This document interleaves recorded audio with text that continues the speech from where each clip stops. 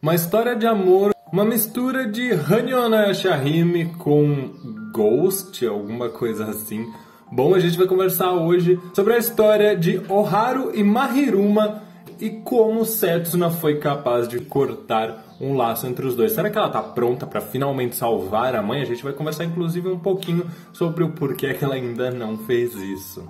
Olá meus queridos, eu sou o Avalon das páginas Avalon Geek e vamos para mais uma análise a ser paga. Dessa vez episódio 9 de Hanyo no Yashahime, segunda temporada, ou episódio 33, se preferirem. Já sabem, né? Podem deixar o like pra gente bater aquela meta e continuar com as análises semana após semana. Dá aquela força pro canal, comenta o que você achou do episódio, qual a sua parte favorita e já tá super convidado a se tornar membro aqui do canal porque tem alguns benefícios. Eu vou deixar o link no primeiro comentário fixado e na descrição. Inclusive porque os vídeos de narrativa do mangá voltaram para os membros apenas, hein? E bom, esse episódio número 33... acho que a maioria vai concordar que o foco dele foi justamente desenvolver a história de Oharu e Mahiruma, que era uma divindade local de uma aldeia, e principalmente nos mostrar ali como funciona Yukari no Tachikiri ao utilizar o poder da lâmina de sangue para romper um laço, né? O que é o que a gente espera que aconteça ali entre o laço de Zero e Rin um pouco mais adiante da história. Mas antes da gente falar da história em si dos dois, uma das questões que me trouxeram recentemente, em que inclusive eu pensei em discutir em umas análises atrás, mas eu achei que talvez não fosse necessário, era o porquê que a Setsuna, ao invés de ir atrás da Zero, como ela está fazendo, né? Ela pretende ir atrás da Zero para romper o laço com a Rin, ela simplesmente não volta até a Rin e corta. Isso, claro, a partir do momento em que ela dominar essa técnica. Mas ela já deixou claro que ela irá atrás da Zero.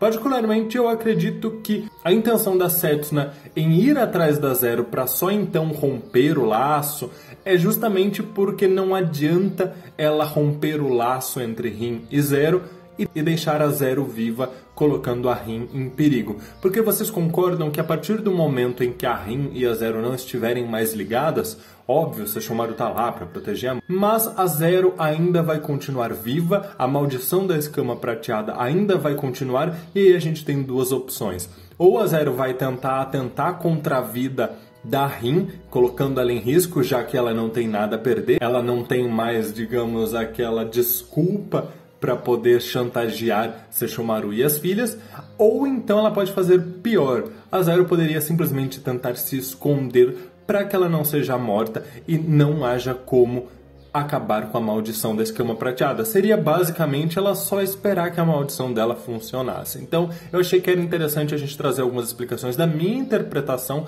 do porquê que a Setsuna está determinada a ir atrás da Zero para só então romper esse laço, esse fio do destino. Mas falando sobre a história desse episódio, a história de Oharu e também de Mahiruma, eu achei uma história muito bonita. Eu acredito que a maioria de vocês deve ter se emocionado e sentido novamente que a gente estava assistindo o episódio de Inuyasha, porque casais trágicos como esse é o que a gente mais via em Inuyasha. Lembro perfeitamente da história de Hoshiomi, a própria história de Inuyasha Kikyo, ou então mais recente da Mulher Cobra d'Água. Várias histórias dentro de todo o lore de Inuyasha, o próprio Hanyo no Yashahime, traziam casais com finais trágicos. Então a gente conhece muito bem como funciona isso e como isso é característico dessa obra, o que dá aquela sensação de novo da gente estar assistindo de fato Inuyasha. Mas sobre a história dos dois, eu não sei qual foi a interpretação de vocês, eu quero inclusive saber aí nos comentários, mas eu interpretei da seguinte forma. A Oharu tinha uma determinação em devolver aquela relíquia dos 5 grãos para a divindade qual ela acabou se apaixonando, né? Então ele mesmo conta, o Mayonaka, de que à medida que eles iam se encontrando, ela sempre falava que não tinha conseguido, mas ela ia tentar de novo. E aí, onde eles acabaram se envolvendo, surgiu uma paixão e, ao mesmo tempo, ela continuou, digamos ali, com aquele assunto mal resolvido que era devolver a relíquia para a divindade que ela amava. O que acontece é que ela mesma deu a ideia dos dois fugirem juntos e ele aceitou, porém, quando ele esperou por ela, ela não apareceu.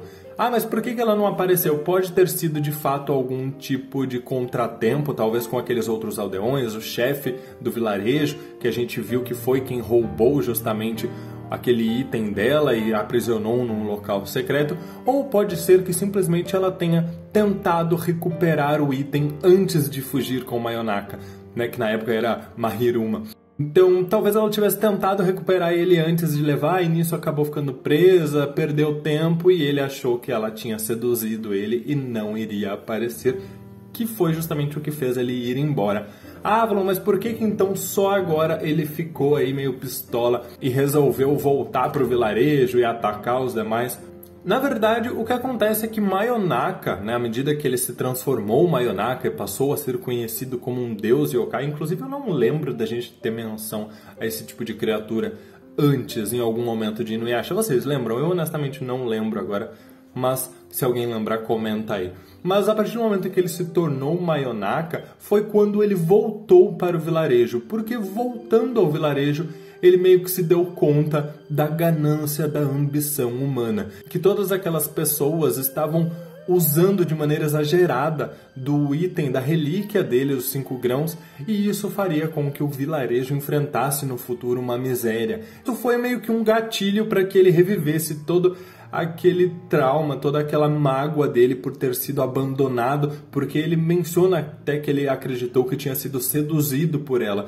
Então ele se sentiu duplamente traído. Ele se sentiu traído pelos humanos, qual ele confiou aquela relíquia para que eles pudessem ter um pouquinho de prosperidade, e também pela mulher que ele acabou se apaixonando. E aí quando ele se deparou com aquela situação anos depois, aquilo tudo voltou e ele acabou perdendo o controle e se transformando em Mayonaka. Mas o que eu acho interessante da gente apontar aqui é que provavelmente essa revolta dele não era só por conta dos aldeões daquele vilarejo que estava próspero, mas também porque ele menciona que os vizinhos estavam passando por fome.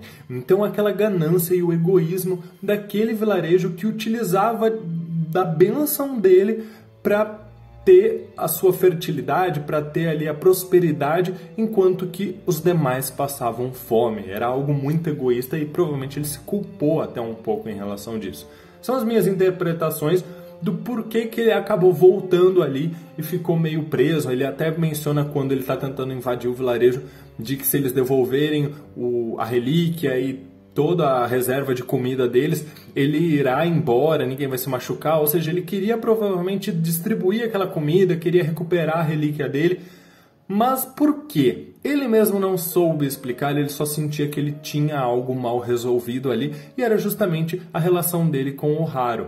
Tanto que a própria também estava mal resolvida. O espírito dela ficou ali esperando para poder devolver a relíquia para ele. E a partir do momento em que a Setsuna rompeu o laço do destino entre ele e a relíquia, é que a gente percebeu que na verdade era ela, era o Haru, que era a grande fonte do mal entendimento entre os dois. Tanto que me lembrou muito, quando eu brinquei na introdução falando de Ghost, aquela ideia de espíritos que não conseguem passar para um plano superior enquanto não resolvem alguma treta mundana aqui. Então eu entendi que foi mais ou menos isso, ela não conseguiu descansar em paz, da mesma forma que ele também não, e ele ficou preso ali naquela forma de Mayonaka, sem saber muito o que ele estava fazendo, e foi só quando ele pôde se reencontrar com ela e entender tudo o que tinha acontecido que os dois puderam superar e ir pro além. Mas, num modo geral, eu achei que o episódio foi muito bom em relação à trama.